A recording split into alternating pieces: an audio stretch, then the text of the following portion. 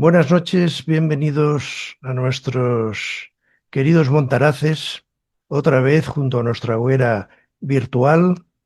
Hoy nos acompaña Guillermo Mas Arellano, un autor que ha escrito una obra tan inclasificable como profundamente provocadora, Los Deicidas, más allá de la realidad y la ficción. Un libro que es un mapa del derrumbe espiritual de nuestro tiempo, una meditación sobre la muerte de Dios, una crítica despiadada a la tecnociencia, al capitalismo, a la pérdida del símbolo y al mismo tiempo un canto a la posibilidad del absoluto. Guillermo, bienvenido. Gracias por acompañarnos. Pues un placer estar con vosotros, Alfonso, Raúl, y desde luego vaya presentación. La verdad que no sobra ninguna palabra de las que has pronunciado. La mejor que han hecho del libro. Te agradezco mucho el tiempo que le has dedicado y bueno, pues esta presentación que poco más puedo añadir yo ya después de estas palabras que has dicho. Muchas gracias. Guillermo, vamos directamente al tema. ¿Cómo empezó todo? ¿Qué te empujó a escribir Los Deicidas? También quería preguntarte, no sé si antes o después, ¿cuál es tu formación, tu trasfondo personal y filosófico? ¿Cómo llegaste a este enfoque simbólico y crítico de la realidad? Pues voy a empezar por la primera parte porque igual se entiende mejor la segunda, ¿no? Que es de dónde vengo yo, cómo entiendo estas cuestiones, ¿no? Yo vengo del ámbito de la literatura comparada, aquí en la Universidad Complutense de Madrid, y a mí me sorprendió mucho, bueno, lo primero cuando llegué a la carrera, ver que prácticamente a nadie entre el alumnado le interesaba la literatura, a nadie entre el profesorado le interesaba la literatura, sino que los alumnos, bueno, pues estaban ahí para hablar de Harry Potter, las películas, de Juego de Tronos, la serie, y del manga japonés, que ahí sí, por fin atendían a la letra escrita, pero siempre combinado con la imagen. Y los profesores, que en ese momento era el auge, no el auge, pero bueno, ya estaba instalado, ya se había burocratizado el mundo de los podemitas en las universidades, pues los profesores, por decirlo, lo sabía que estaban sencillamente instalados en su pequeño nicho burgués y luego lo sabía que iban a la caza de alumnas, a la persecución de los que no pensábamos como ellos, etcétera, etcétera. Y yo me sentía muy, muy aislado, ¿no? En ese contexto, yo lo que quería era estudiar literatura en serio. Y gracias a Internet, que tiene cosas muy malas, ¿no? Entre otras, yo creo que ha causado buena parte de la descomposición social final en la que ya estamos sumergidos, tiene también cosas buenas y una de ellas fue gracias a canales de YouTube diversos, pues ponerme delante de autores como Julius Evola, René Guénon, Mircea Eliade, etcétera, los que ya fui conociendo mientras estudiaba. Y claro, yo tenía un contraste, y era el contraste de ir a YouTube y poder ver espacios donde, como Sebastián Porrini, Gonzalo Rodríguez, otra serie de Ángel Fareta, interesados en estas cuestiones, personajes que hablaban con total libertad de estos autores y de su tratamiento de lo simbólico, y luego ir a clase como mitocrítica, supuestamente una asignatura sobre el tema de la mitología aplicado a la literatura, y nombrar, no digo ya a Ébola o a Guénon, nombrar a Eliade y que me dijera el profesor que Eliade no se estudiaba en esta asignatura porque Eliade era un nazi peligroso que había estado en la Guardia de Hierro. Entonces, claro, yo me di cuenta muy claramente de que la universidad era territorio vedado, ¿no? Entonces, a partir de ahí me fui enfocando más hacia al ámbito de los medios de comunicación y me di cuenta de que como casi todo en España, también como en la universidad, pues aquello está totalmente sometido al ego de las personas que están allí involucradas. En este caso, pues lo mismo, gente que quiere vivir acomodada y gente que tampoco se toma la literatura en serio, no se leen libros, se reseñan sin leerlos, se habla solo de los amiguetes, se hablan solo de las editoriales favorables, etcétera, etcétera. Pero sí que vi un margen mayor de libertad porque se podía culebrear mejor. ¿Por qué? Porque en la universidad ya todo es burocracia y en los medios de comunicación todo es interés empresarial aplicado a los partidos políticos y sus variaciones. Pero bueno, ahí se puede culebrear con mayor facilidad. Así que desde entonces he estado escribiendo artículos en prensa y bueno, pues primero Raúl González Zorrilla de la Tribuna del País Vasco me llamó cuando yo colaboraba en su periódico y me dio la oportunidad bueno, de escribir un libro. Dijo, quiero publicarte. Hice mi primer libro, que es La traición de los europeos. Y después de terminar este libro, que es un libro, primero tenía 1000 páginas, después lo reduje a 500, porque él me dijo, podemos hacer 2 volúmenes, uno, es que tan largo va a ser complicado. Yo quería hacer una suerte de Gargoris y Avidis, ¿no? De Dragó. Me dijo, es que en un solo tomo va a ser complicado. Y dije, bueno, pues como quiero un libro de único, vamos a dejarlo. Entonces, para mi segundo libro, digamos que tenía de punto de partida los desechos de la tradición de los europeos que no reutilicé, los deseché, pero sí me valieron para punto de partida de ver cosas que me había dejado fuera en este primer libro y darme cuenta que en definitiva lo que había tratado de hacer era coger la época por las solapas. Entonces me planteé al inicio de una primavera empezar a escribir en un cuaderno para ver qué es lo fundamental para mí de la época y me puse un marco histórico, ¿no? Dije, si en mi primer libro he tratado más o menos desde la modernidad hasta el siglo XX, pues mi segundo libro quiero que verse sobre el final de la Segunda Guerra Mundial, 1945, hasta el año en el que estoy escribiendo, ¿no? Entonces me puse más o menos de fecha límite, digamos 2020, por todos sabemos lo que pasó en 2020, y el libro aborda un poco esa época. Lo que pasa es que me di cuenta de que necesitaba especular, porque la época va tan rápido que tú terminas de analizarla y al día siguiente ha mutado de una manera muy significativa. Entonces, para que no fuera un libro que se quedara obsoleto, para que dentro de 5 años por lo menos pueda seguir cogiendo por la solapa a la época, tenía que jugar con lo especulativo. Entonces, por un lado, fui a lo esencial, digamos, al trasfondo metapolítico y metafísico y no perderme en la espuma de los detalles. Y por otro lado, me permití introducir bastante literatura, tanto forma más lírica, forma más narrativa, para poder precisamente hacer esa especulación con respecto al futuro, hacia el que vamos y otra serie de cuestiones. Y ese es un poco el resumen, es decir, el libro al final es una suma de todo eso, es una suma de yo, que soy el que escribe el libro, es una suma de todo el conjunto de la época, es la suma de muchas lecturas que de alguna forma u otra tocan esta esencia de la época, pero creo que sin llegar a contenerla del todo, y tratar de apuntarlo y sobre todo de hacer un libro abierto, porque a mí no me gustan estos libros académicos, sesudos, que quieren ya agotar el tema. Yo creo que realmente el tema de este libro es inagotable y lo que sí que quería era que cada lector de alguna forma pudiera formar el libro. Yo creo que los libros no se cierran hasta que los lectores los completan y quise tener eso en cuenta también al escribir el libro. Eso es algo muy interesante porque sí que es verdad, nosotros lo hablamos cuando estuvimos hablando, comentando la génesis del arte, que hablábamos sobre si el arte era objetivo o subjetivo, y tú defiendes la misma idea que defendíamos Cangrejo y yo, y es que es subjetivo. El autor sí que puedes explicar o que puedes hablar de una idea, pero el receptor de esa idea, que será en tu caso será el lector, es el que le da un sentido u otro a la misma obra, que es lo que estás diciendo tú ahora mismo. Sí, completamente. Es decir, yo creo que al final todo autor está siempre hablando de sí mismo, ¿no? Tengo un amigo que es terapeuta y es un terapeuta particular, es un poco patafísico, ¿no? Y entonces él le dice que tiene un cliente, o un, no sé cómo decirlo, que va a hablar de la guerra de Ucrania. Entonces se sienta, se tumba en el diván y ¡pum! Estalla la guerra de Ucrania, Rusia, tal, no sé qué, no sé cuántos. Él le escucha pacientemente y cuando lleva un rato le dice, y ahora póngalo en primera persona, ¿no? Entonces hace un silencio y el otro dice, bueno, pues mi mujer y tal, y no sé qué. Entonces creo que al final, muchas veces detrás de hablar de la época, de hablar de cuestiones muy sesudas, muy metafísicas y tal, también hay, y no le quita peso a lo otro, también hay siempre circunstancias biográficas, ¿no? Siempre se habla desde un punto de vista, aunque uno quiera superarlo, pero al final estás enclavado en ese punto de vista, ¿no? Y por eso cuando estudiamos a autores del pasado, estudiamos su contexto histórico, su biografía, la forma de pensar que había en la época, la forma de comprender el lenguaje que había en la época, las fuentes literarias del autor, que leyó, que le influyó, etcétera, etcétera. Y luego nos olvidamos de todo ello y vamos directamente a lo que te dice la obra. o antes, primero has leído la obra y luego vas a esto, ¿no? Para entenderla mejor y la relees.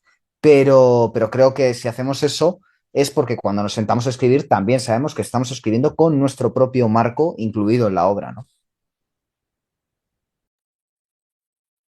Bien, yo quería empezar por el título y, bueno, y por el principio del libro, los deicidas.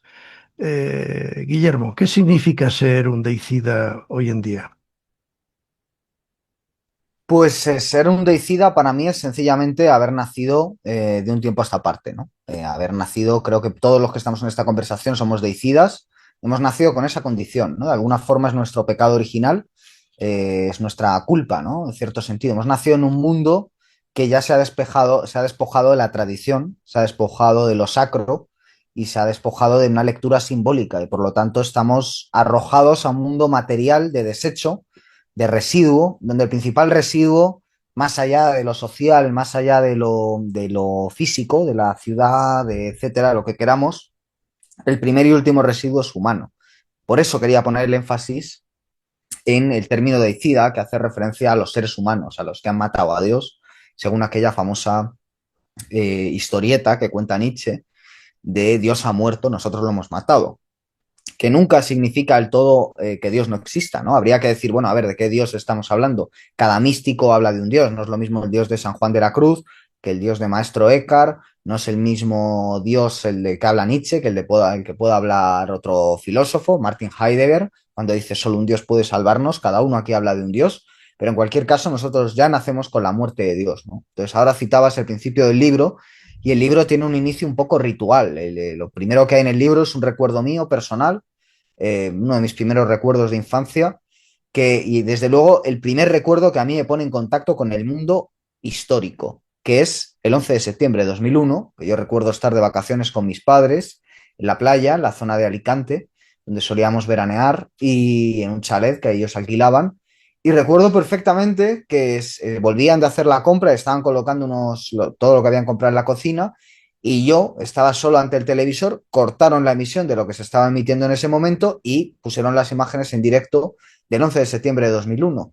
Y aquello para mí supone, sin que yo me diera cuenta, por supuesto, la entrada en ese mundo de deicidas. Es decir, eso solo puede pasar en una época concreta, por la televisión, por los aviones, por un montón de cuestiones, y sin comprender bien qué está pasando ahí, tengo ese recuerdo, ¿no? Entonces el inicio del libro es ese recuerdo cruzado con otro recuerdo, que es un recuerdo mío de años después, volviendo de dejar a mi novia de la universidad, había roto con ella, y justo en ese momento empieza a hablarse de decretar un estado de alarma, justamente mientras yo volvía, ¿no? Entonces, de alguna forma, ambos recuerdos se cruzan, se para el tiempo horizontal y se instala un tiempo vertical, que es salir de justo de un momento histórico muy crucial, salir de ese momento y darme cuenta de que algo mayor está teniendo en cuenta, que es un ritual. Estamos asistiendo a un ritual. Cuando me llega ese mensaje al teléfono, confinamiento, y cuando veo en televisión el impacto, me doy cuenta, sin saberlo, en ninguno de los dos momentos, que estoy asistiendo a un ritual, ¿no? Y de alguna forma sentía que tenía que empezar por ahí, tenía que empezar diciendo yo y tenía que decir yo en esos dos momentos para desnudarme también de alguna forma al lector y decir, bueno, esto es lo que me lleva a mí. El querer entender qué significan estos dos momentos en toda su profundidad, desde muchos puntos de vista, es el inicio de este libro, ¿no? Muy, muy interesante. Yo ahora te iba a hacer una pregunta que completo pues, con una curiosa vivencia por la diferencia de edad. Y es el mismo impacto del 11S que comentas tú, es el que yo recibí con el asesinato de Kennedy. Y estamos hablando de que entonces solo habría radio y prensa escrita. Por ello, ahora viene la pregunta que te quería formular. Vivimos, o sea, tú criticas con dureza, creo, el progreso, el racionalismo, el cientificismo. ¿Vivimos bajo una nueva religión, la tecnociencia? Bueno, yo diría que la tecnociencia es parte de esa nueva religión, pero la religión en el fondo y en la forma siempre es mágica. Es decir, al final la tecnociencia tiene una vertiente mágica desde el principio, ¿no? Podríamos decir que ese mundo racionalista, que efectivamente critico, y critico no porque crea que haya que volver a una época, a un irracionalismo romántico o a una exaltación de lo primitivo, en absoluto. Es decir, yo el racionalismo creo que es algo de lo que Occidente puede sentirse orgulloso en muchos aspectos y nosotros utilizamos lo racional constantemente, ¿no? Es decir, por ejemplo, cuando un señor o una señora nos dicen que son lo contrario, que son una señora o son un señor, ¿no? Desdeñando toda biología, desdeñando toda genética, obviamente les vamos a refutar, o sea, si a mí me exige que le llame de cierta forma y yo no cedo a su delirio, igual que si mi amigo Juan Ramón, me lo estoy inventando, me pide que le llame Napoleón, porque se considera Napoleón, pues yo voy a utilizar argumentos racionales bueno, para no darle la razón, porque creo que no se le hace ningún bien, ¿no? Entonces, por supuesto, el racionalismo tiene puntos positivos, ¿no? Pero creo que efectivamente se ha enseñoreado a la razón, ya desde la Revolución Francesa. Recordemos que se vacían los altares en Notre Dame mismamente y se genera un culto, literalmente, un altar a la diosa razón, ¿no? Obviamente eso no es el final del recorrido, es decir, como digo, hay un componente mágico detrás. Figuras como Isaac Newton, como Leibniz, como Descartes, tantas otras, que son los grandes popes del racionalismo. Todas ellas tenían un componente importante esotérico, eran miembros de sociedades rosacruces, estudiaban alquimia, por ejemplo, Newton, la parte más intensa y densa de su obra es alquímica, digamos, la parte física es un complemento. En el caso de Descartes o de Leibniz son reconocidos, sobre todo en el caso de Descartes está muy estudiado, que era un autor rosacruz y podríamos seguir, ¿no?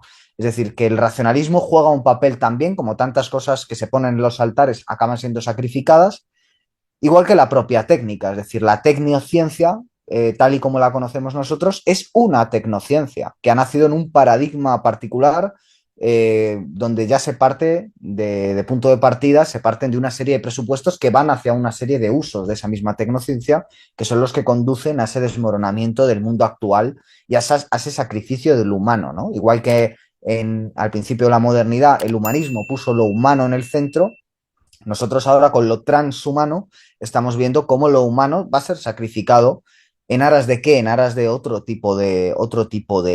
bueno, pues de ente que va a ser glorificado, ¿no? Que es ese sujeto artificial, que es también la inteligencia artificial, etcétera, etcétera, que es la alteración genética, los humanos nacidos de vientres artificiales y no de vientres maternos, etcétera, etcétera.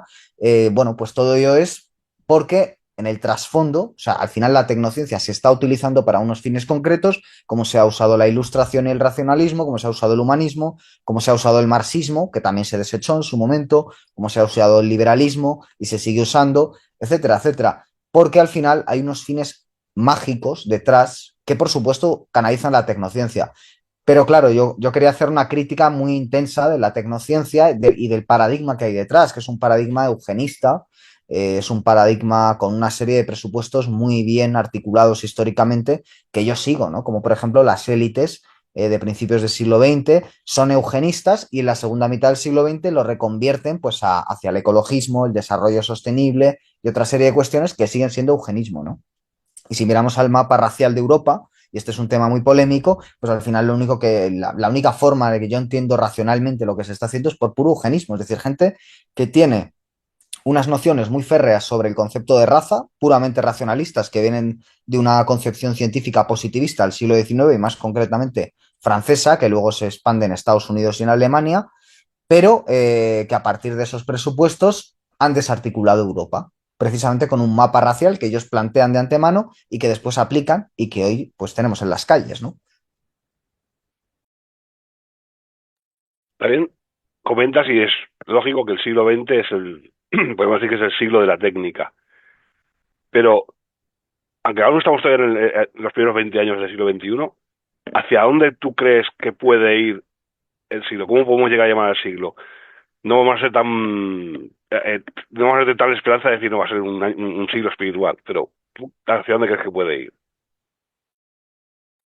Pues sí, André Malraux, ¿no? Este ministro de Gaulle de Cultura, decía aquello del siglo XXI será espiritual o no será. Bueno, pues si atendemos a los hechos, desde luego el siglo XXI no va a ser mucho más tiempo, ¿no? Bueno, es un siglo puramente apocalíptico ya, ¿no? Porque el siglo XX para mí es el siglo de la desarticulación de todos los parapetos. frente al avance de la modernidad, ¿no? La modernidad para mí no es más que la inversión de lo tradicional, no es más que su negación. Eh, y, por ejemplo, en el plano político, lo primero que desaparece son los imperios. Es decir, la Primera Guerra Mundial lo único que traen es la desaparición del Imperio Austrohúngaro, del Imperio Ruso, que fundamentalmente estos dos son los dos grandes imperios que se oponen al avance de la modernidad. Tienen una concepción sacra, tienen una concepción espiritual, una concepción gibelina incluso en muchos aspectos si tenemos en cuenta la época en la que estamos. Y una vez acabado este conflicto, no existen ya estos imperios, también desaparece el imperio británico, pero bueno, da luz a otra suerte de imperio o antiimperio que son los Estados Unidos de América, tal y como lo hemos conocido hasta la fecha. Y estos actores pues van jugando papeles que es ya no queda nadie frente a esta modernidad imperante, no queda otro proyecto dentro de la modernidad fuerte a nivel geopolítico, ¿no? Tenemos, por ejemplo, ahora a Alexander Dugin, que es uno de los autores con los que dialogo en el libro, que hablan de la cuarta teoría política, etcétera, etcétera, pero yo creo que, aunque como teoría es muy interesante, yo no veo muchas Daseins aquí en el siglo XXI, ¿no? Entonces, precisamente Heidegger, que es el autor tan importante para Dugin, Heidegger es uno de los tantos autores que ponen el acento en la técnica, ¿no? Jacques Ellul, Gunther Anders, Georg Junger, que es el hermano de Ernest Junger y tantos otros, el propio Ernest Junger, René Guénon, ponen el acento muy claramente en la técnica porque una vez desaparecido estas realidades políticas, casi catejón, podríamos decir bíblico, que se enfrentan al avance de la modernidad a nivel político, lo siguiente que queda son guerras civiles internas. Es decir, una vez en el mapa mundo ya no quedan imperios que puedan oponerse a nivel geopolítico al avance de lo moderno, las guerras dejan de ser contra esos imperios y se convierten en guerras contra las propias poblaciones. De ahí toda esta lógica de la doctrina del shock o de la movilización total o de los gobiernos de excepcionalidad, como los queramos llamar, y cuyo ejemplo más evidente es lo que ocurrió en 2020, pero que tienen una antigüedad bastante anterior. Y de aquí la masacre, sobre todo, que la guerra moderna, ya empezando por la Segunda Guerra Mundial, también en la primera, ¿no? Con los bombardeos de París, pero sobre todo en la segunda, con los bombardeos en Alemania, que el de Dresde, con los bombardeos en Japón, etcétera, es con el lanzamiento de las bombas atómicas también en Japón, es una guerra contra población civil. Primero en ese ámbito militar y después ya en el mundo civil, ¿no? ¿Y cómo se hace esta guerra? Se hace desde un punto de vista cultural, con películas, series, música, desde un punto de moda, etcétera, desde un punto de vista espiritual, de nuevo profundizando en ese deicidio, pues expandiendo las religiones New Age, las sectas, las pseudo religiones, bueno, pues los sustitutivos, el democratismo, por ejemplo, es un gran sustitutivo de la religión, el feminismo es un gran sustitutivo de la religión, el socialismo, el marxismo, el anarquismo, tal y como se entienden de un tiempo a esta parte, en ese 68 que solo le importaba hacer el 69 realmente y ningún tipo de revolución más, pues es cómo se va desarticulando, ¿no? Y por supuesto el papel fundamental lo juega la técnica. ¿Por qué? Porque la técnica es el actor principal a la hora de disolver los vínculos humanos. Para mí es una operación puramente mágica, ¿no? La magia lo que hace es estudiar aquello que une todo. Es decir, en este mundo racionalista lo que se busca es al especialista. Cada especialista va a estudiar solo las partes por separado. Usted es especialista en historia, usted es especialista en literatura, usted es especialista en física. No pueden hablar entre ustedes, cada uno estudia lo suyo y nunca vas a tener un mapa completo. La magia es todo lo contrario. La magia, si la entendemos correctamente y no como trucos de salón ni cosas, es una concepción moderna. Vamos a la concepción de un Mircea Eliade, alguno de estos otros autores. La magia, tal y como la concibe Giordano Bruno, por ejemplo, es el estudio de los vínculos. Los vínculos es lo que une a todos los seres humanos, empezando por el vínculo más poderoso, el más espiritual, que es Eros, el amor, ¿no? El amor entendido eróticamente. Ese vínculo y tantos otros empiezan a ser destruidos. De nuevo, con esa propaganda cultural, social, etcétera, con el liberalismo económico, con el individualismo, con el consumismo y yendo un poco más allá con la tecnociencia, es decir, con, donde lo tengo aquí, con los teléfonos móviles, ¿no? Con los teléfonos móviles, con tantas otras cosas, es como se consigue terminar de fragmentar de forma drástica la sociedad. ¿Cómo?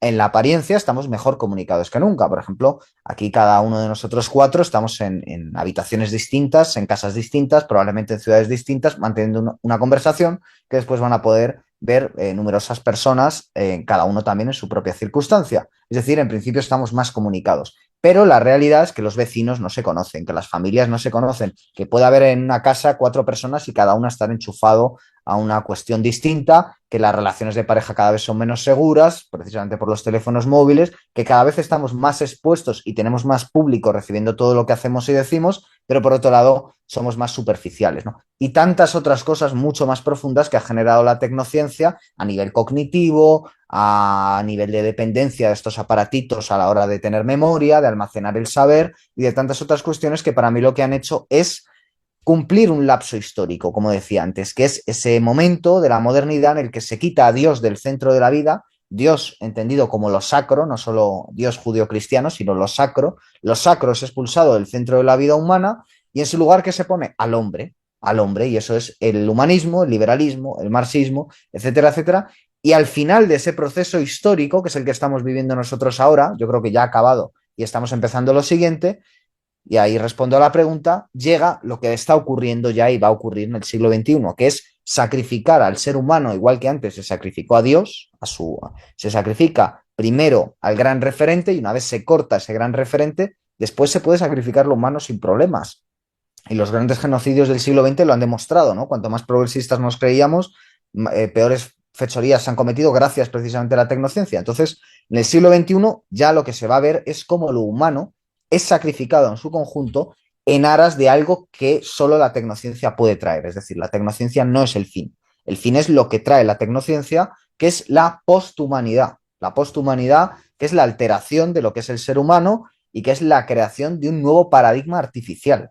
Y por eso lo natural está siendo desdeñado, ¿no? Empezando por la agricultura en España, empezando por la ganadería y a cambio pues se van poniendo las placas solares y tantas otras cosas que alteran ya el propio medio natural, ¿no? Pues como el medio natural, todo lo demás es alterado, ¿no? En pos de esta lógica. Mencionas el espíritu diferenciado, que según creo entender es una suerte de anarca espiritual. ¿Es una figura de esperanza o de exilio? Bueno, realmente, claro, esta idea del individuo diferenciado, ¿no? Que es de ébola, si queremos, o de anarca, en el caso de Junger, son dos lecturas muy interesantes, que a mí probablemente sean las dos que me dan a mí la pista en el libro, ¿no? Porque precisamente queriendo poner el ojo en lo que hay después de la Segunda Guerra Mundial, para mí ellos dos, Julius Evola y Ernest Junger, son los dos autores que mejor han leído la situación y se han dado cuenta de cómo, si defendemos lo sacro en la vida, si para nosotros el centro espiritual de cada ser humano es esa sacralidad, pues lo que hay que hacer precisamente es replegarse, dado que no se puede tratar de revertir la situación expansivamente desde un punto de vista político, desde un punto de vista revolucionario incluso, lo único que queda es replegarse hacia el mundo interior, hacia la biblioteca interior, podríamos decir, hacia la casa del ser, hacia aquello que no nos pueden arrebatar, salvo si nos arrebatan la vida, e incluso si nos arrebatan la vida, es bastante dudoso que nos puedan arrebatar esto si nosotros no lo permitimos, y que a partir de ahí empecemos un perfeccionamiento, ¿no? Entonces, ¿es un exilio? Sí, es un exilio interior, por lo dicho, es decir, porque una vez uno se reconoce como deicida, uno ya, en el momento en que tú te haces consciente de que tienes esa condición de deicida, al mismo tiempo dejas de serlo, ¿no? Esa es la paradoja. O empiezas a dejar de serlo, aunque te lleve toda la vida hacerlo de manera efectiva, ¿no? Pero ya, en principio, ya has dejado de serlo solo por darte cuenta, porque eso ya muestra un espíritu crítico respecto a esta condición heredada que te ha sido dada y que tú ya en el momento de darte cuenta ya estás rechazando, ¿no? En cierta medida. Entonces es un exilio, pero también es una esperanza. Es la esperanza que hay en el exilio, ¿no? Decir, bueno, todavía en esta vida exiliada, esta vida solitaria, en esta vida dura, en esta vida en el páramo, en esta vida a la intemperie, soy libre. Es decir, cuando no tengo nada que perder más que a mí mismo, es cuando tengo el mayor momento de libertad. Y en ese sentido, para mí se confunden ambas condiciones, ¿no? La del exiliado y la del esperanzado, porque tienes esperanza en lo que puedes hacer por ti mismo y en nada más, ¿no? Bueno, pues sí, pero es interesante lo que has dicho porque sí que es verdad que tanto Junger, hablando de, claro, que él empieza primero con el soldado, luego con el obrero, que al final acaba con el anarca, y luego Éguala con todos sus escritos llegan a la misma conclusión, pero también en base a lo que a lo que tú has comentado antes, sí que es verdad que este siglo ya materialista ya se desacraliza todo, la materia es lo que triunfa y con mucho hay burlas de lo sacro, que es lo que tú has dicho, que si es el feminismo, que si es la democracia, que si es lo woke, cualquier cosa, se convierte en una en algo pseudo sacro. Y sí que está bien eso que cuentas tú, que es cuando llegue el transhumanismo ya no es que sea el posthumanismo, es que es la muerte del ser humano, porque como ya solo somos trozos de carne, solo somos materia, nosotros mismos nos extinguiremos, nos destruiremos. Lo que igual ni siquiera crearemos algo nuevo que nos suceda. Igual luego, no, a no ser que haya una IA, en principio no habrá nada que nos suceda. Porque el transhumano yo no creo que al final se llegue a crear. O sea, simplemente se destruirá la carne y ahí se quedará todo. Claro, yo creo que tenemos que entender que nada de esto es casual, ¿no? Entonces, si se cree en Dios o en lo sacro, si se cree en el bien, por naturaleza hay que creer en el mal, ¿no? Se suele decir esto de que lo decía Charles Baudelaire, que la mejor cualidad del demonio es hacernos creer que no existe. Y en este mundo impera realmente lo demoníaco, y yo diría que no, que ya hemos llegado a un punto que el mejor truco del demonio es que es evidente que existe, pero nos ha hecho olvidar que existe lo contrario, ¿no? Es decir, que si existe algo tan negativo desde el punto de vista espiritual, algo tan corrosivo como lo que vemos todos los días en las grandes ciudades, pues por naturaleza tiene que existir lo contrario. Ya podemos entrar, como digo, en discusiones, porque de hecho es mucho más complejo hablar de lo sacro que de lo demoníaco. Lo demoníaco todos estamos de acuerdo que es. ¿Qué es lo demoníaco? Bueno, pues sobre todo cuando se meten con los niños, ¿no? Gente que quiere cambios de sexo en niños. Para mí es evidente que eso es demoníaco. Gente que quiere pinchar niños cuando no hace falta con ciertas sustancias. Para mí eso es demoníaco. Gente que quiere legalizar, como muchos de los grandes figurines del Mayo del 68 y la progresía, quieren legalizar las relaciones sexuales entre adultos y niños. Bueno, para mí eso es evidente que es demoníaco, ¿no? Entonces, una vez reconozco eso, reconozco que yo siempre voy a estar enfrente de eso, haya que dar la vida, lo que sea, enfrente, ¿no? Y al mismo tiempo, entonces uno empieza a plantearse qué defender. Y como digo ahí, yo creo que cada uno sigue un camino, va a ser más difícil ponernos de acuerdo, pero oye, ojalá y todos los males a los que nos enfrentemos sea ponernos de acuerdo en torno a qué es lo sagrado, ¿no? Que además creo que también tiene una dimensión personal importante, sin caer tampoco en un protestantismo, ¿no? Pero tiene una dimensión personal muy relevante. Pero en cualquier caso, creo que no debemos olvidar esto porque estamos en una batalla de dimensiones escatológicas. De ahí que antes dijera que creo que el siglo XXI es un siglo puramente apocalíptico, que es una muy buena noticia, ¿no? Es decir, que las cosas ya estén tan aceleradas es muy buena noticia porque hay mucha gente que se está despertando. A veces nos centramos demasiado en toda la gente que está dormida, y lo digo con la forma más literal posible. Creo que la mayoría de seres humanos que están en esta sociedad están dormidos, dormidos espiritualmente, es decir, dormidos en el letargo, no saben para qué viven, no saben para qué mueren, y probablemente mueran sin saber por qué han vivido, ¿no? Entonces, estar despiertos es todo lo contrario, saber que te mueres y tratar de darle un sentido a ese morir diario, ¿no? En el que estamos, y un sentido espiritual, no solo un sentido material de fama, poder, dinero, etcétera, no, sino otro tipo de sentido que es precisamente centrando en aquello que le da valor a la vida, que es la tradición, que es lo sacro. Entonces, bueno, en definitiva, creo que lo que hay que hacer es tomar conciencia de esa dimensión escatológica, de lo avanzadas que están las cosas, y por lo tanto de la tarea que tenemos por delante de desenmascarar a lo demoníaco, que yo creo que es bastante obvio hoy en día para alguien que esté mínimamente, que tenga una mínima de sensibilidad. Creo que es evidente escuchando la música imperante, escuchando las manifestaciones artísticas imperantes, viendo el tipo de seres humanos y sus ideales y el tipo de vidas. Es decir, por ejemplo, con toda esta cuestión de la salud mental, que está cada vez más presente, ¿no? De los problemas mentales, las medicaciones, etcétera, todos lo padecemos, los insomnios, las ansiedades, los problemas de alimentación, los problemas sentimentales, los problemas familiares, etcétera, que es una verdadera pandemia también, como se dice acertadamente, pero lo que no se dice acertadamente es que se quiere culpar a cada uno de los individuos que sufren estos males del problema. No, es que usted tiene un trauma, no es que usted esto, no es que usted el otro. Bueno, aquí hay un problema de fondo, más allá de las circunstancias particulares de cada cual, y ese problema de fondo es que evidentemente la época está corrupta y que nadie puede vivir sanamente en una sociedad que está corrompida espiritualmente, ¿no? Entonces hay que empezar a restaurar lo espiritual, en mi opinión, y creo que cuando se empiezan a ver las cosas desde este punto de vista, pues uno acaba saliendo reforzado, ¿no? Es decir, que aunque haya un pesimismo en el corto plazo, hay un optimismo escatológico en el largo plazo, sabiendo que al final está escrito en todas las tradiciones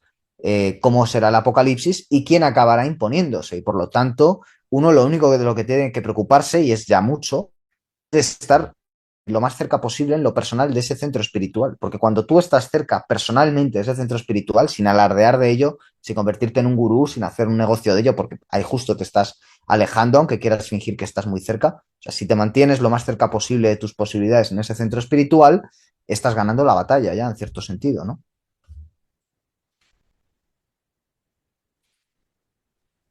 En el libro aparecen figuras arquetípicas. Ahora has estado hablando de Lucifer, Caín, Jesús. Una que me ha caído muy simpática es el alquimista Von Oyek. No sé bien la pronunciación cuál es. Y también has escrito que solo lo complejo es completo y solo lo fragmentario se acerca a la unidad. ¿Qué papel juegan los mitos en esta tu visión del mundo? ¿Por qué es tan importante, seguramente, hoy recuperar lo simbólico? Bueno, pues de nuevo te agradezco la lectura que has hecho del libro porque nadie me había nunca dicho en todas las entrevistas y demás estas cuestiones que para mí son las más importantes del libro y por eso están puestas en puntos tan clave, ¿no? O sea que te agradezco. Yo también tengo simpatía por este alquimista loco que ni yo mismo sé cómo se pronuncia su nombre, ¿no? Eh, y que además, bueno, pues tuve ahí ciertos delirios, ¿no? Mientras me encontraba con esta figura, febriles. Eh, bueno, pues al final lo mitológico en ciertos sentidos, aquello que le da un sentido a la historia. Es decir, por ejemplo, Junger es un autor muy interesado por la historia, pero a él le gustaba la historia tal y como la concebía Herodoto. Entonces, Herodoto, cuando habla de historia, y por eso hay que leer a los autores clásicos, que siempre tienen esa dimensión simbólica, sean los trágicos, sean las comedias de Aristófanes, sea la filosofía de Platón, todo ello no son más que mitos o comentarios a mitos, ¿no? La filosofía era eso, filosofía viene de hijo de Sofía, de hijo de la sabiduría. Y para ellos la sabiduría estaba contenida en los mitos. Entonces, realmente nos equivocamos al pensar, como piensan los racionalistas, que el inicio de la filosofía, por ejemplo, Gustavo Bueno, ¿no? Y toda esta gente, ya está, hay que empezar leyendo a Platón. Pues no, señor, hay que empezar leyendo a Homero. Y luego ya se lee a Platón. Y Homero es el que hace los mitos. Y Platón es el que comenta esos y otros mitos. Pero Platón no tiene sentido si no se conoce la tragedia, si no se conoce la épica, si no se conoce la comedia y si no se conoce la historia, ¿no? La historia, como digo, que incluye mitos, no la historia moderna de Grecia, que muchas veces caemos en ello, en leer la historia de los griegos antiguos pues como se lee la historia de la Segunda Guerra Mundial. No, señor, la historia de los griegos antiguos es una historia en la que se entremezclan los mitos. Por ejemplo, en la guerra de Troya. Existe una guerra de Troya histórica y existe una guerra de Troya tal y como se nos cuenta por los propios griegos. Es una guerra de Troya donde los dioses toman partido, ¿no? Y los dioses nunca han abandonado la historia. También hablaba de esto Junger, ¿no? De cómo cuando los dioses se retiran, que es un tema que está muy presente en la cosmovisión alemana, en el romanticismo, en autores posteriores como el propio Junger, muy influenciado por el romanticismo, Hölderlin, eh, que influyó mucho a Heidegger, etcétera, etcétera. En estos autores está la idea de que cuando los dioses se retiran, cuando se desdeñan, cuando estamos en esta época de deicidio, lo que vienen son los titanes. Y en mi opinión seguimos en eso. Es decir, hoy más que nunca gobiernan los titanes. ¿Qué es el transhumanismo sino el dominio precisamente de lo titánico, de lo fáustico, de lo prometeico, de robar el fuego sagrado a los dioses para dárselo a los hombres? Y ese fuego sagrado lo único que para lo que va a servir no es para que el hombre reine como un dios, como se promete en el Génesis, sino para que el hombre sea sacrificado por aquel que le da el fuego. Es decir, no te van a dar el fuego gratis, ¿no? Que es lo que habría que decirle a todos estos garantes del progreso. No te van a dar la bomba atómica gratis para que tú puedas destruir el mundo entero a tu antojo. Eso tiene un coste, eso te lo da alguien que sabe perfectamente cómo manipularte, ¿no? Entonces, en ese sentido, de ahí que yo entienda que el principio de la historia personal de cada uno de nosotros, son los arquetipos. Es decir, el ser humano tiene una cosmovisión puramente simbólica. Hasta autores contemporáneos del siglo XX como Ernest Cassirer lo estudian de esta manera, o incluso Levi Strauss, o sea, gente totalmente cientificista, entienden que el ser humano es un ser simbólico. En cuanto se reconoce como ser para la muerte, lo siguiente que hace es generar todo un simbolismo de significados y en el plano individual nosotros estamos atravesados por los arquetipos. Lo hablábamos antes con el tema de las circunstancias personales. Uno es su propia psicología, su propia circunstancia epocal, pero también es el imaginario de un país. Por ejemplo, nosotros creo que todos somos españoles y por lo tanto somos el imaginario de España, que es el imaginario del Cainita, es el imaginario también de Viriato, o sea, es una serie de imaginarios que están ahí desde muy antiguo y que se han ido repitiendo en distintos momentos históricos y que todos recibimos. Aquí seguimos a garrotazos, ¿no? Los españoles entre nosotros, en vez de ponernos de acuerdo y sacarnos las castañas del fuego, ¿no? Que es lo más español que hay, como bien dijo Bismarck, ¿no? Y luego, al mismo tiempo, hay un imaginario personal, es decir, cada uno de nosotros, muchas veces nuestra vida está condicionada por la vida de nuestros abuelos, de nuestros tíos, de nuestros primos lejanos que no conocimos prácticamente y que sin embargo nosotros estamos repitiendo patrones porque no somos conscientes de que ellos ya cometieron muchos errores, ¿no? ¿Cuántas personas de pronto descubren que un abuelo suyo, un tatarabuelo, hizo algo tan parecido al error existencial o al momento de crisis existencial en el que está, ¿no? Es decir, estamos ahí condenados a repetir ese imaginario arquetípico y, por supuesto, no solo el de nuestra familia y no solo el de nuestro país, sino también el de toda la historia de la humanidad, ¿no? Y por eso me voy a los grandes mitos simbólicos que son Dios, Lucifer, Adán y tantos otros que son verdaderamente los arquetipos de toda la humanidad y que son unos arquetipos que, como el propio nombre indica, están más allá del tiempo. Es decir, no es una cosa lejana del pasado, no es como la historia, sino que están todavía vivos, ¿no? Como Prometeo, precisamente, encadenado a una roca y todos los días siendo devorado su hígado porque robó el fuego de los dioses. Eso se está repitiendo constantemente y yo tengo la teoría desde que hasta que no se empieza a comprender eso, realmente no deja de estar condicionado y su mente no deja de estar codificada por otros. Cuando empiezas a darte cuenta de que esto sigue funcionando y de que esto es más real que lo que están diciendo en el telediario, hasta que no te das cuenta de esto, sigues siendo un deicida, porque estás dejando de lado esa dimensión sacra que es perfectamente real de tu existencia, ¿no? Aquí te quería comentar que, ¿cuál es tu opinión? O sea, en medio de todo este paisaje oscuro, hablas de pequeñas formas de redención. El arte, lo has comentado, la voluntad, incluso la risa, pero yo te querría mencionar el individuo, sobre todo relacionado con la voluntad, porque yo pienso que es lo fundamental en el espíritu humano, la voluntad. ¿Qué papel juega, según tu parecer, el individuo en todo este contexto? ¿Hay lugar para la libertad, para la trascendencia, o estamos atrapados y, como tú dices, estamos llegando a la parada final? O eso creo entender. Sí, en eso soy pesimista porque realmente creo que sin un ethos común, una comunidad está muerta.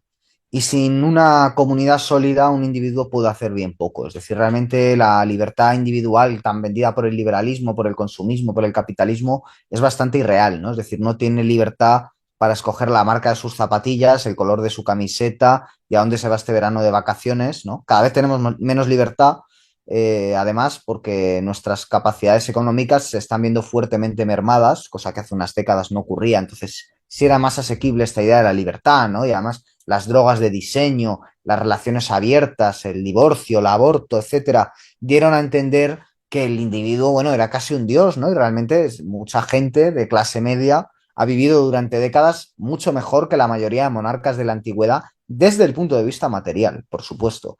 ¿Qué pasa? Que ahora se ha ido cerrando esa válvula y cada vez vivimos peor. Ahora las perspectivas de alguien joven no son las de este tipo de vida, son las de comer comida basura, irse de vacaciones a lugares mugrientos, muy limitados, atestados de turistas, unas relaciones de mala calidad porque los seres humanos son cada vez de peor calidad, restricciones por todas partes, no puedes fumar, no puedes beber, no puedes tener ningún tipo de libertad, es decir, calvinismo, vivimos casi en una suerte de puritanismo lamentable y encima la gente lo acepta, ¿no? Y entonces, no, hay que tener una vida sana y hay que ir al gimnasio y hay que no sé qué, es decir, te tienes que convertir en el hámster que va dando vueltas en su ruedita y encima el hámster cree que es libre, ¿no? Hay una frase de Aldous Huxley, que es uno de los grandes diseñadores de este mundo, en Un Mundo Feliz, que dice, la cárcel perfecta sería como una cárcel sin rejas, donde la gente creyera que es libre, ¿no? Pero está en la cárcel.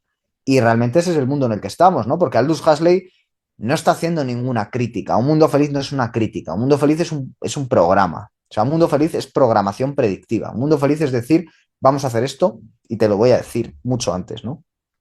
Y esto es así por la propia familia de Huxley y por tantas otras cosas que lo demuestran, ¿no? Y se está cumpliendo, se está cumpliendo. Entonces, el individuo, la única libertad que puede tener a día de hoy para mí es precisamente darse cuenta de lo que está en marcha a nivel epocal, sin perderse los detalles, quiero decir, porque una vez tú ya has entendido que esto está funcionando, ¿qué puedes sacar si todos los días estás atento a lo que hace Sánchez, a lo que hace Feijóo, al que venga después, al que estuvo antes? Hombre, pues evidentemente hay que tener un mínimo conocimiento de lo que está pasando, pero desquiciarse con ese tipo de detalles como muchos, ¿no? Creer que El Salvador será Trump o que El Salvador será Putin, en mi opinión, en la mía, sirve de bien poco, ¿no? Yo creo que una vez ya entiendes el mapa general de lo que está pasando, el segundo paso es buscar tu centro espiritual y cómo acercarte a él lo máximo posible. Obviamente hay que trabajar, obviamente hay que socializar, obviamente todos tenemos familiares y amigos, y ya solo con eso, o sea, vamos a estar arrojados a una existencia de conflicto constante, diario, en el plano espiritual. Es decir, todos lo hemos vivido, cenas familiares, en lo que ocurrió en 2020 y los años siguientes. Bueno, pues ahí ha habido conflictos. Eh, Trabajo, más de lo mismo. Hay mucha gente que ha tenido que escoger entre inocularse o trabajar y tantos otros planos, ¿no? Que yo creo que lo que viene a significar es que ya solo con tratar de mantenerse en el centro espiritual con las pruebas a las que nos va sometiendo la época es francamente complicado salir adelante, ¿no?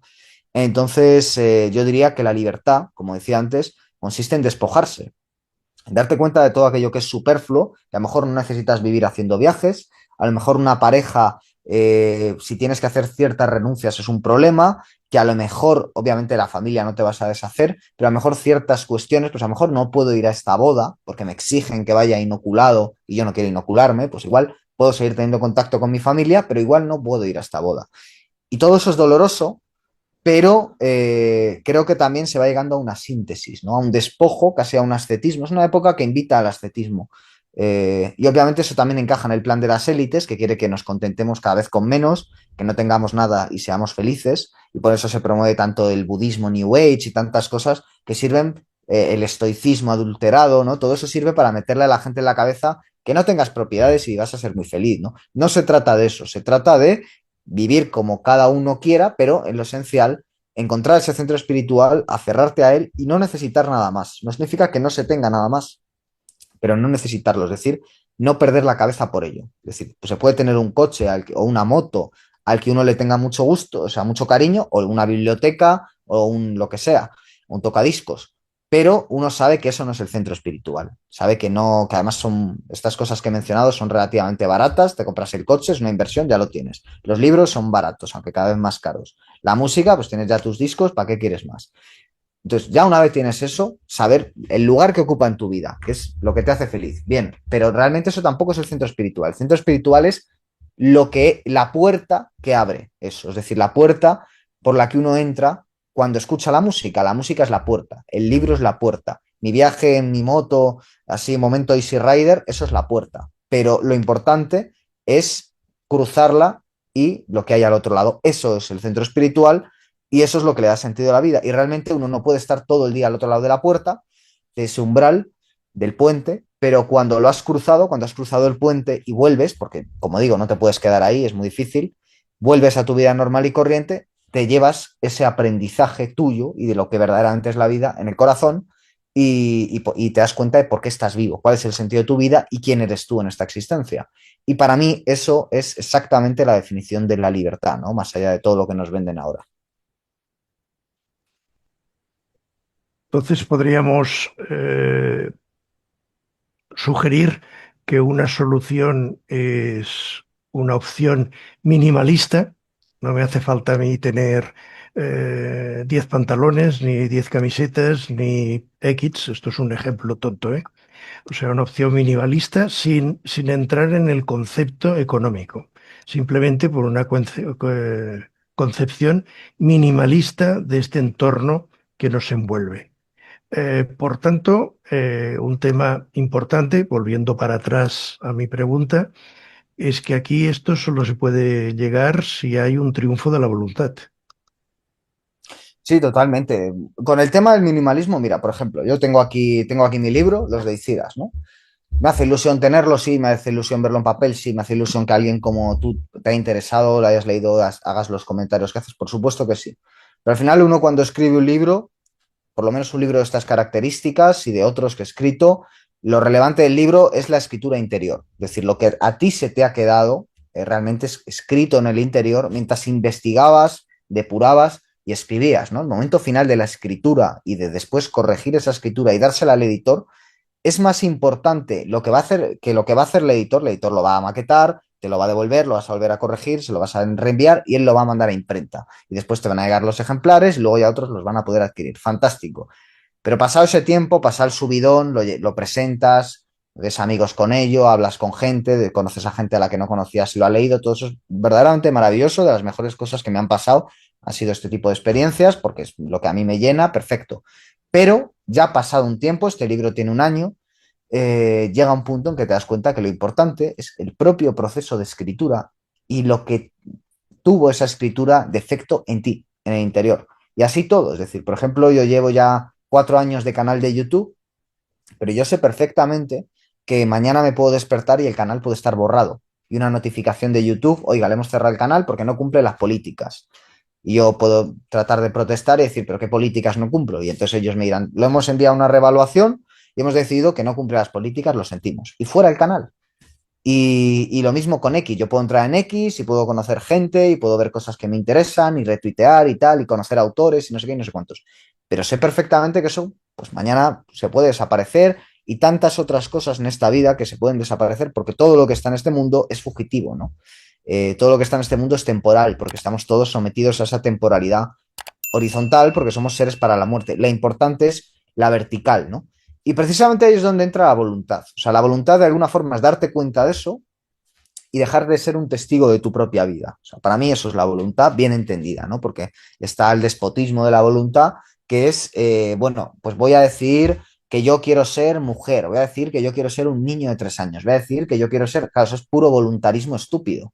Es decir, mi voluntad es un dios y lo que diga, pues hay que aceptarlo. Y si yo digo ahora que soy Napoleón, pues ahora Raúl, Alfonso, me llamáis Napoleón, tan tranquilos. Pues no, señor, o sea, eso es, obviamente es una voluntad desproporcionada. Pero cuando la voluntad está en proporción, cuando la voluntad está alineada con el bien, la verdad y la belleza, es decir, cuando está puesta algo al principio de algo superior, está puesta al servicio de algo superior, eh, ¿superior a qué? Al ego. Es decir, al final el voluntarismo, como tantas cosas, comete el error de caer en la egolatría, en el narcisismo, en cosas que son extremadamente modernas y verdaderamente perniciosas, ¿no? Y a veces ocurre que uno va al mercado de lo espiritual, ¿no? Que ya solo que lo llamemos mercado es significativo, o incluso al ámbito de la tradición, y hay supuestos autores y gurús que se dicen tradicionales y que tienen un ego como la Catedral de Toledo, ¿no? Tremendo. Y entonces, claro, realmente eso es puro voluntarismo, ¿no? Y lo que hay que hacer es todo lo contrario, depurar el ego, y eso para mí se hace relativizando, ¿no? Y relativizas utilizando las armas del enemigo, que es el tiempo, el horizontal, para precisamente refutarlo con la vertical y te das cuenta de lo que es verdaderamente importante, ¿no? Entonces, la voluntad puesta al servicio de algo superior, la voluntad que sirve al autoconocimiento de verdad y no a alimentar el ego, eso es imparable. Es decir, eso se puede hacer mucho daño con eso. ¿Y cómo se puede hacer daño? Alimentando aquello que es eterno.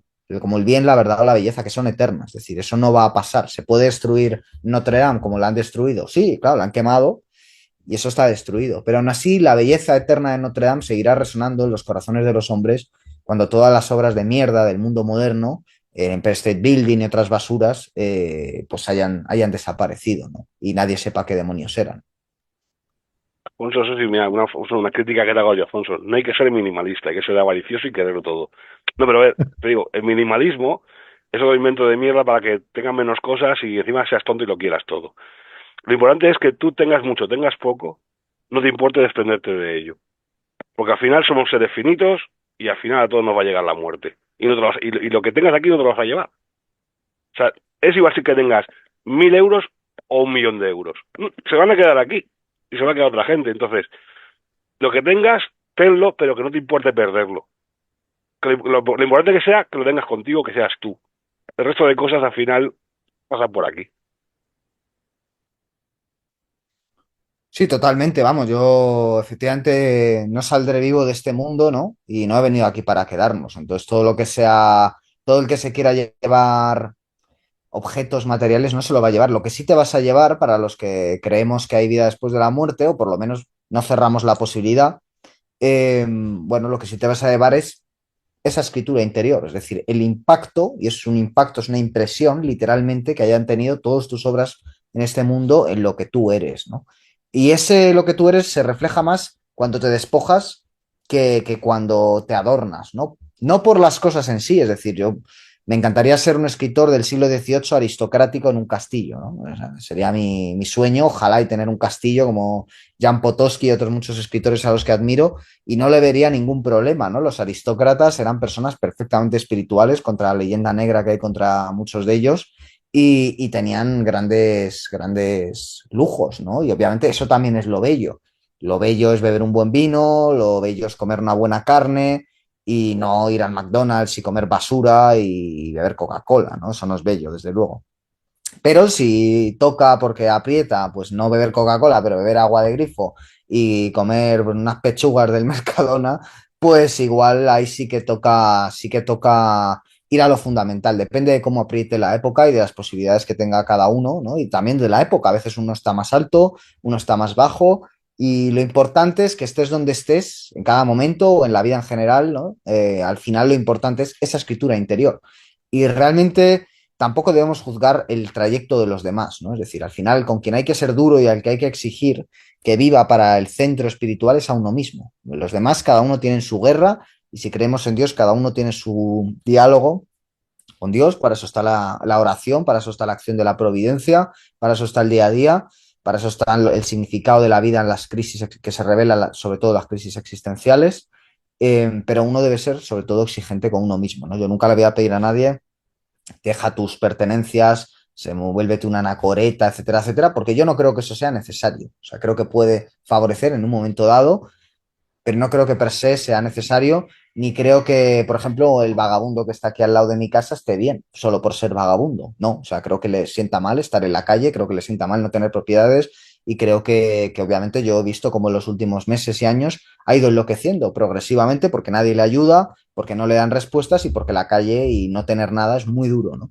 Entonces, per se, eso no te da santidad. Eso solo te da santidad cuando tú ya has hecho un camino espiritual previo y llegas a esa circunstancia como consecuencia de ese camino espiritual previo, ¿no? Quería comentarte que, bueno, me ha llamado la atención porque mencionas lugares como Sintra y luego esta figura de la que he quedado prendado, que es Emanuel von Oyek. Es que los alquimistas, no sé, me hacen siempre, me hacen aparecer una sonrisa y me he acordado, como muy bien has mencionado, el tema de Newton, que está oculto y sepultado porque la mayoría de su obra, curiosamente, no era la parte física, sino era la parte alquímica y teológica. No olvidemos que él era arriano. Ese es el motivo de que nunca hablase en el Parlamento inglés, porque en aquel momento la mayoría de las conversaciones o de las intervenciones que había en el Parlamento eran de carácter teológico y aunque estaban ya en la época anglicana, pues también te podían cortar el cuello. Pero hablando, por ejemplo, pues de Sintra, de esta figura tan entrañable de von Hayek, ¿qué relación hay entre la geografía, la historia secreta y la creación literaria en tu obra? Bueno, de nuevo una pregunta que no me habían hecho hasta ahora y que agradezco profundamente. La verdad que me voy más que contento de esta entrevista porque efectivamente Sintra es clave, ¿no? Sintra es clave. Yo me voy a Sintra ya con el libro bastante terminado y es un viaje iniciático. Iniciático porque el propio pozo que hay en la quinta de la Regaleira en Sintra, pues ya es de por sí iniciático. Es una construcción del siglo XIX que obviamente tiene un sustrato histórico anterior mucho más antiguo, de una zona que está dedicada de culto a la luna, ¿no? La luna tiene una importancia esotérica importante. Yo soy de Madrid. Aquí mismo en Madrid uno va por la calle de la Luna, precisamente, y ve una inscripción en el suelo de una placa con el tránsito de la luna, ¿no? Y eso está en el suelo de Madrid grabado y viene a demostrar que Madrid es una ciudad esotérica. Todos los grandes lugares tienen un componente esotérico importante, ¿no? La geografía es el primer pilar de cualquier construcción, sea del signo que sea, ¿no? Y recordemos que los grandes esoteristas son fundamentalmente grandes arquitectos que comprenden que el cosmos es un gigantesco templo y que cuando uno se toma conciencia de ello y se pone a construir un templo dentro de ese templo que es el cosmos, cuando uno se pone a construir, que es el acto espiritual por naturaleza del ser humano, tomar conciencia de que se está construyendo algo que al final va a ser devorado por el tiempo, por Saturno, bueno, pues lo primero que hay que buscar es un espacio donde se deba construir. Y yo para mí este libro, Los Deicidas, es un templo en cierto sentido, por eso el primer paso del libro es ir a cuando se rasga el velo, cuando caen las torres, es un momento histórico, pero también es el inicio de la obra, ¿no?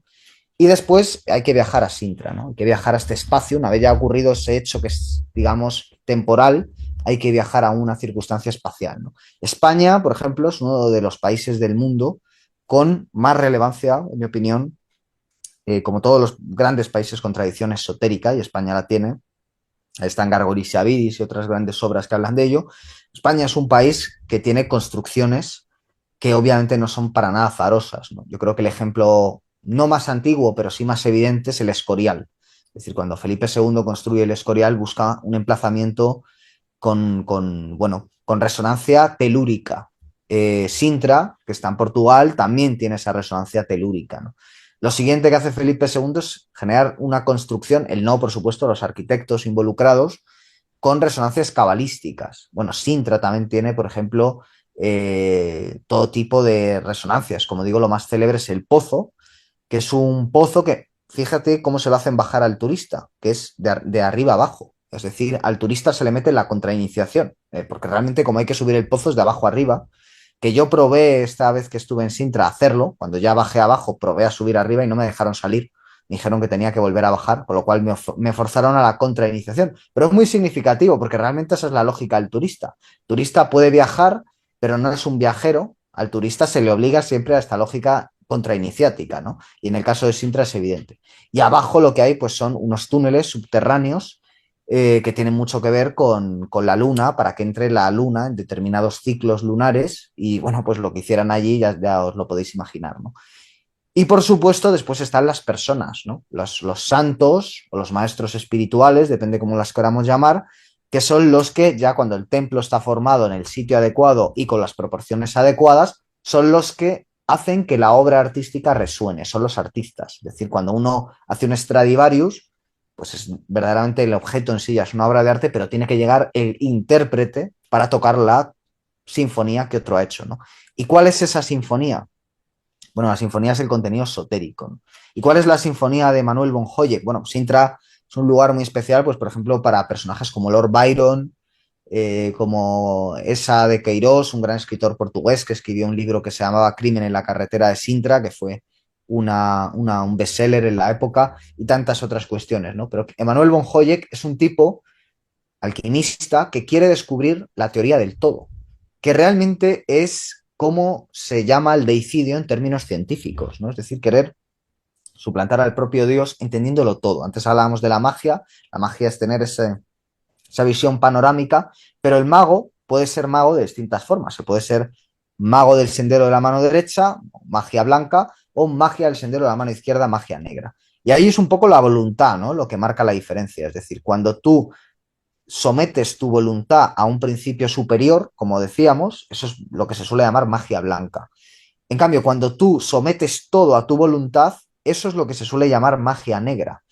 Y de alguna forma la ciencia moderna, tal y como yo la entiendo, por ese componente fáustico, por ese componente prometeico, desde mi punto de vista es puramente magia negra, ¿no? Por esta misma razón. Y Emanuel von Hoyek, queriendo buscar la teoría del todo, eh, es fruto de esa magia negra y al mismo tiempo participa de esa magia negra. Y lo hace, pues como tantos otros personajes, teniendo una visión alquímica, esotérica y al mismo tiempo una visión científica. ¿Y cómo es la cosa? Que cuando él descubre esa teoría del todo, una teoría del todo que nosotros no conocemos, lo hace renunciando a la vista exterior. Él tiene que perder la vista, tiene que perder su ojo para, cegándose, adquirir la visión interior. Entonces él ya cuando renuncia a que esa teoría del todo pase por tener un dominio del mundo exterior, pierde el ojo interior, tiene una visión espiritual, y ahí es cuando realmente adquiere conocimiento. ¿Y cómo es la cuestión? Que cuando él adquiere conocimiento, y es un poco lo que viene a mostrar su biografía, cuando él adquiere conocimiento, él muere, por supuesto, y muere llevándose, entre comillas, a la tumba su secreto. Nunca es revelado qué es lo que él conoce cuando le llega esta visión interior que le da supuestamente la teoría del todo, pero sí se sabe que hay una serie de discípulos, o por lo menos personas que se dicen discípulos de él hasta nuestros días, hay noticia de discípulos de él hasta nuestros días, que, bueno, pues dicen tener este secreto y que peregrinan puntualmente a Sintra para realizar allí, cuando no está abierto de cara al público, sus iniciaciones, ¿no? Sobre esto pues hay mucha especulación, y como anécdota final contaré que Roman Polanski, que es uno de los directores más esotéricos y más imbuidos en misterio y más interesado por los rituales de la historia del cine, Roman Polanski adaptó una novela de Arturo Pérez Reverte en una película que él llamó La Novena Puerta, una película abiertamente esotérica, donde además aparece la mujer del propio Polanski, Emmanuel Signoret, creo que se llama, haciendo el papel de Lucifer o de Lilith, como queramos llamarlo, y hay una parte de la película con Johnny Depp de protagonista que sucede en Sintra, ¿no? Y me parece que no es nada casual que decida hacer ese desvío Roman Polanski e irse a grabar a Sintra, y es verdad que él graba verdaderamente en Sintra varias escenas de la película, no por casualidad. Yo invito a quien no haya ido a Sintra y nos esté escuchando a hacerlo.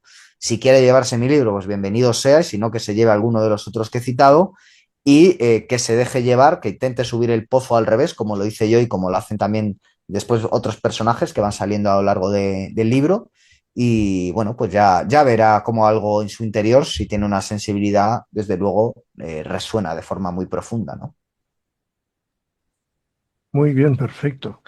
Bueno, ya estamos llegando seguramente a más de una hora de conversación muy, muy agradable. Y entonces me gustaría dar un poco de luz a este pozo que has comentado, no el de Sintra, ¿eh?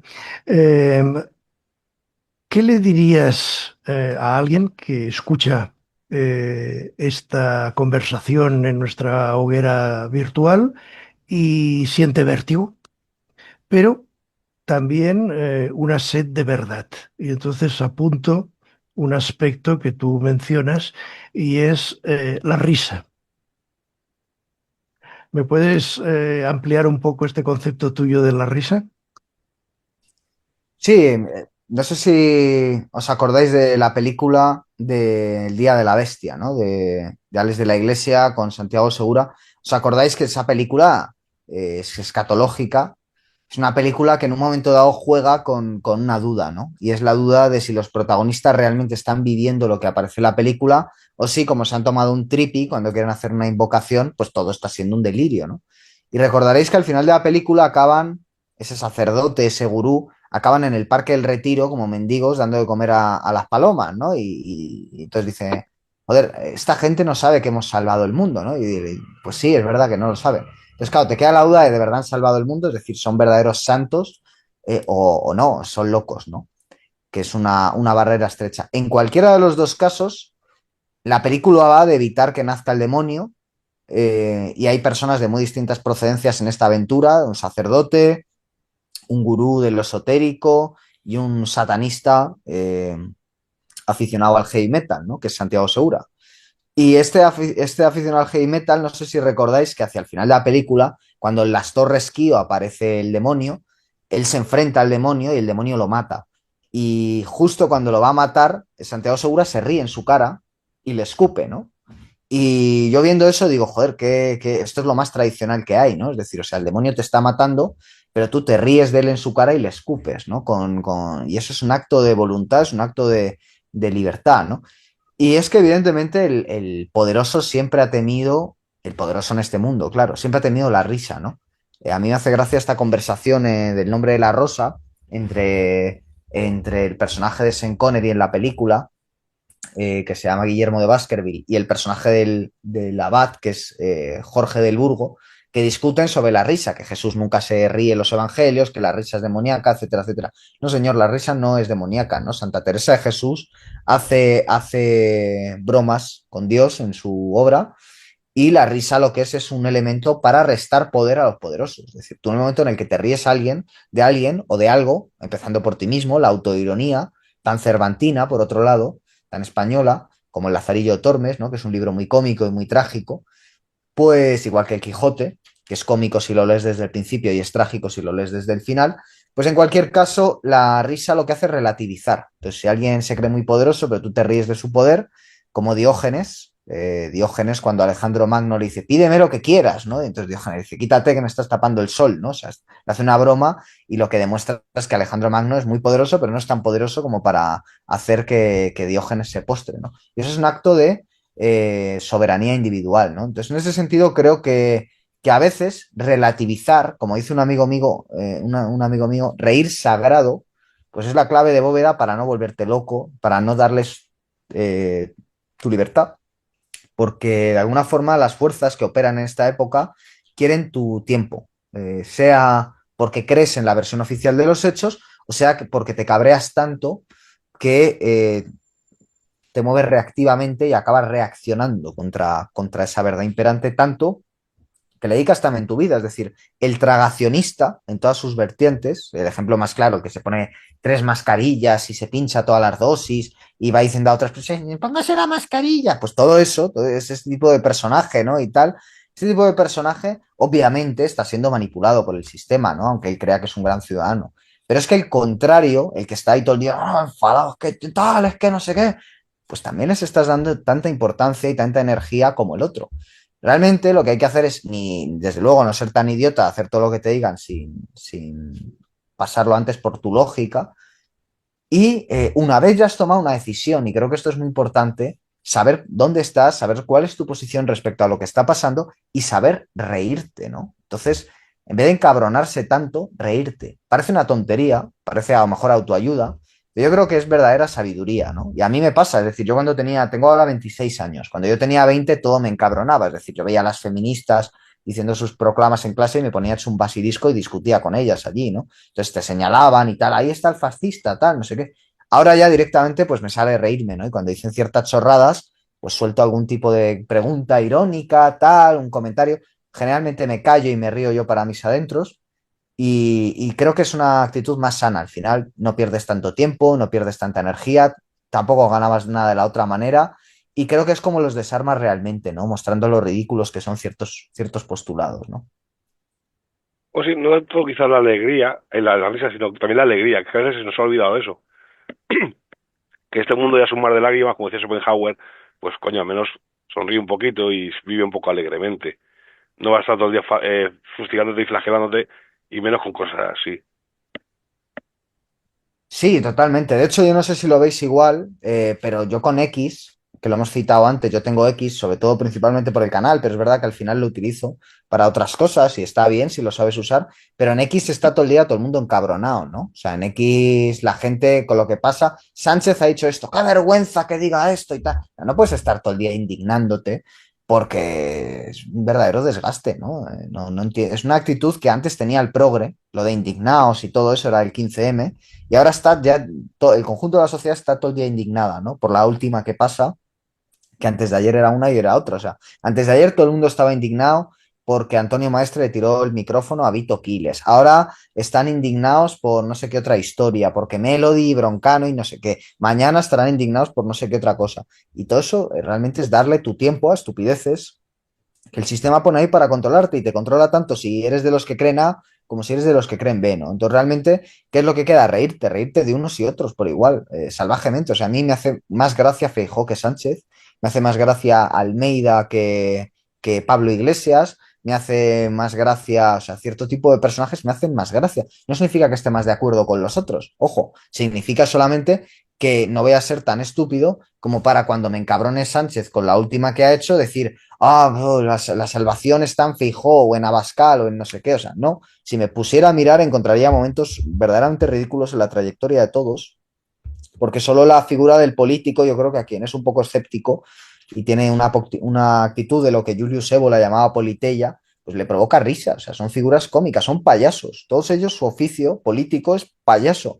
Entonces a mí los payasos solo me pueden provocar risa con la diferencia de que son payasos sin talento, porque hay payasos que son verdaderos artistas y estos no, estos son bufones de corte que además están al servicio de sus amos, a los que no conocemos, porque para eso están ellos, ¿no? Para distraernos con sus tonterías.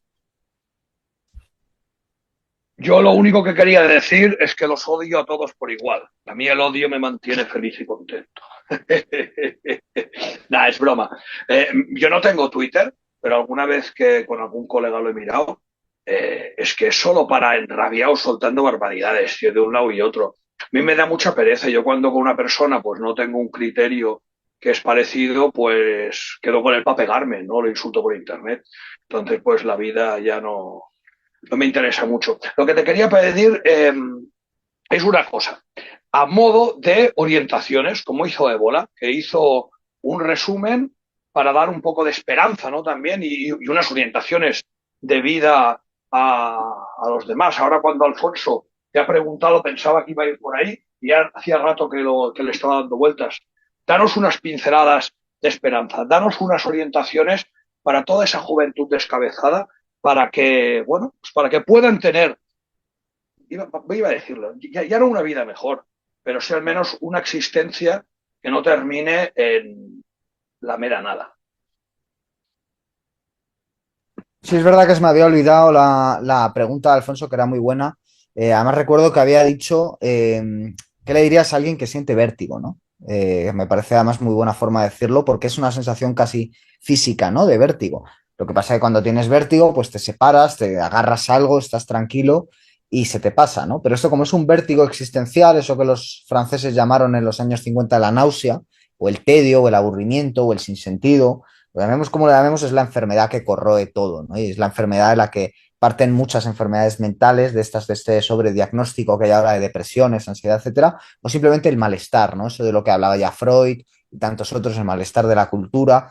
En fin, el fantasma, ¿no? Que recorre la época, que es un fantasma íntimo y del que cuesta hablar. O sea, uno de los rasgos de la depresión es que cuesta hablar de la depresión con otros. Ahora se quieren crear foros y espacios de seguridad para que la gente pueda hablar de su depresión, pero siempre va a haber ahí figuras de autoridad para reconducir, ¿no? Si en algún momento dos personas deprimidas empiezan a decir, joder, ¿tú por qué estás deprimida? Es por tu trabajo de mierda, ¿verdad? Sí. Es por tus relaciones personales de mierda, ¿verdad? Sí. Es por tu cura de mierda que te dice tonterías en la parroquia los domingos. Sí. Claro, entonces ahí está el especialista. No, chicos, chicos, vamos a hablar de cómo lleváis con tu papá y con tu mamá y con no sé qué, y ya enseguida vamos a reconducir y el pensamiento positivo y no sé cuántos, ¿no? Para que no se arregle nada.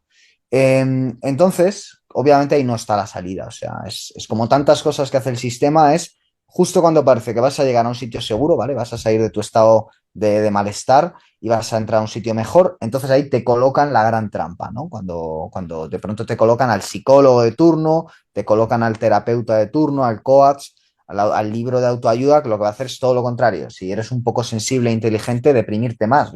Leer un libro de autoayuda cuando eres una persona inteligente solo te va a deprimir más. Hablar con un tipo de estos que parece que acaba de meterse una raya de algo y tal, y que está como súper feliz siempre y no sé cuántos teniendo una vida despreciable, pues te va a deprimir aún más. Entonces, ¿qué es lo que te puede sacar de esa depresión?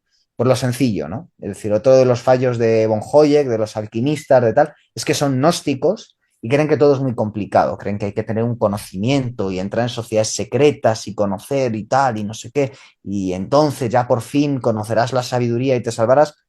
Yo creo que las cosas son muy sencillas, creo que están hechas para que mi abuelo, que era analfabeto, las entendiera y creo que las entendió mejor que yo. Y si vamos más atrás en el tiempo más, o sea, mis antepasados estaban mucho mejor plantados en el mundo que yo, y yo lo que estoy es tratando de parecerme a ellos en la medida de lo posible, que es bastante poco porque soy muy inútil, ¿no? Y ellos eran bastante más prácticos y están mejor en el mundo que yo.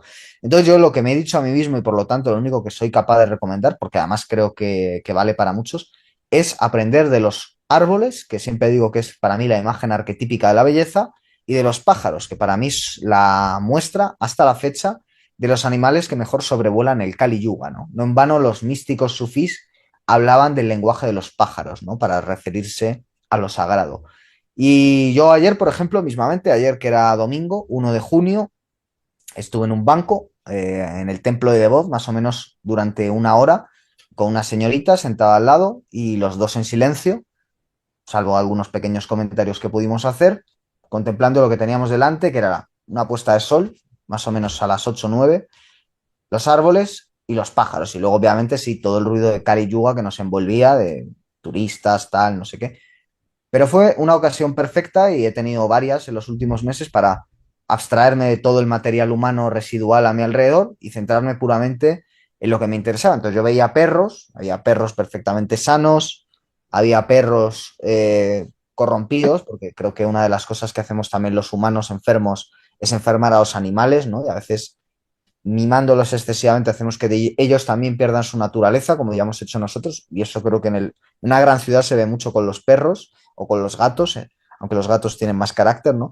Pero en cambio los pájaros todavía quedan intactos a esa injerencia humana y yo los veo cantar y los veo que no les falta nunca alimento, saben llegar a él y siempre pues con su preocupación de alzar el vuelo, etcétera, y a mí me transmite mucha paz. Entonces yo mi impresión, me pasó por ejemplo el día del apagón, decidí irme a un lugar tranquilo, donde daba el sol, era un día espléndido de sol, donde había árboles, donde había pájaros, no había seres humanos, y estuve la mar de tranquilo. Y si en algún momento algo de vértigo hubiera podido prender en mí, lo desactivó esa compañía tan excelsa, ¿no? Entonces mi recomendación es esa, el que pueda, porque tiene el campo cerca, pues que se vaya directamente allí y el que tenga un parque cerca, pues que busque un rato, que pueden ser 10 15 minutos al día, en mi opinión, para hacer una meditación. Es decir, a veces se nos recomienda hacer yoga, se nos recomienda hacer mindfulness o como lo llamen ahora, se nos recomienda hacer no sé qué respiraciones, no sé cuántas historias, hacer el saludo al sol y tal. Perfecto, o sea, yo sé que eso hay una parte de ello que tiene un trasfondo espiritual y hay una parte que tiene un trasfondo New Age y casi de yuppie, ¿no? Para hacerte más eficiente. Pues a mí mis ejercicios espirituales empiezan y acaban en una toma de conciencia de salir del propio ego, centrarme en las cosas que son pasajeras y ver árboles que están ahí desde antes de que yo naciera y que proseguirán ahí después de mi muerte y ver pájaros que siguen comportándose exactamente igual a 5.000 años antes, pues a mí me transmite mucha paz, ¿no? Porque lo que hacen es trascender mi propia circunstancia material y casi me resulta más gratificante que escuchar música clásica, que leer grandes clásicos de la literatura, que tal, porque aunque eso también me pueda resultar gratificante, creo que se aprende mucho. Y yo más que una recomendación digo lo que a mí me sirve, que es que yo ahora mismo, más allá de mis lecturas, de lo que estoy escribiendo, de mis proyectos, de mis amistades, de mis relaciones personales, etcétera, estoy en el proceso de ir tratando de profundizar en esa paz, en esa contemplación, en cierto sentido, del vacío, de ese meditatio morti, de la muerte que encuentro en esos momentos. Y creo que a cualquier persona le puede resultar sano y que además no cuesta dinero y da igual dónde viva uno, que va a ser relativamente fácil. A lo mejor uno no vive en un entorno con muchos árboles, pues puede buscar una playa, puede buscar otro tipo de equivalente cercano a su zona donde poder vivir esa sensación. Y ya digo, son 5 10 15 minutos, no me falta más para esa pequeña meditación, ¿no? Al final es meditar, no, ya digo, en el sentido New Age, sino una meditación adaptada a cada uno su propio centro espiritual, ¿no? Muy bien, pues yo por mi parte agradecerte eh, tu presencia y tu participación. Yo creo que tu obra no deja indiferente y nos interpela desde lo más profundo. A todos los que nos escuchen, si sienten algo que se mueve dentro al oír estas palabras, no teman, quizás están despertando. Y recordad, donde todo camina hacia la muerte, el único acto subversivo es seguir apostando por la vida. Nada, yo solamente quería daros las gracias a Raúl, por supuesto al señor Cangrejo, que es como ya el nombre es lo más parecido al señor Lobo de Pulp Fiction, ¿no? Que tenemos aquí por estos lares, y por supuesto a Alfonso por la invitación, por la lectura del libro. La verdad es que han sido las mejores preguntas que me han hecho con el libro. Ha tenido que tardar un año una entrevista así con preguntas tan buenas, pero oye, merece la pena. Así que muchas gracias por la lectura. Espero no haberme enrollado mucho. Y nada más, que de verdad que muy agradecidos a los tres y para mí es un honor formar parte de este canal porque llevo muchos años escuchándolo, tengo amigos que han salido en él y son esos bastiones de resistencia que, oye, cuando te llaman, pues dices, bueno, primero no sé si voy a estar a la altura y segundo, la verdad pues es una satisfacción personal poder formar parte, aunque sea con un granito de arena, de este gran canal. Así que muchas gracias por la invitación. El del Alfonso era cojonudo, tío, ¿sabes? No sé qué decir, ahora me ha acojonado. Yo te digo, Alfonso, cuando estabas acabando, digo, ¡guau! Pero qué final, tío, pero qué final. Esto es como cuando acaba una película y luego dejas un añadido y la escena final, esa extra, es una mierda. Yo soy la escena final extra de mierda, tío, no puedo decir nada. ¿Qué voy a decir? No puedo decir nada.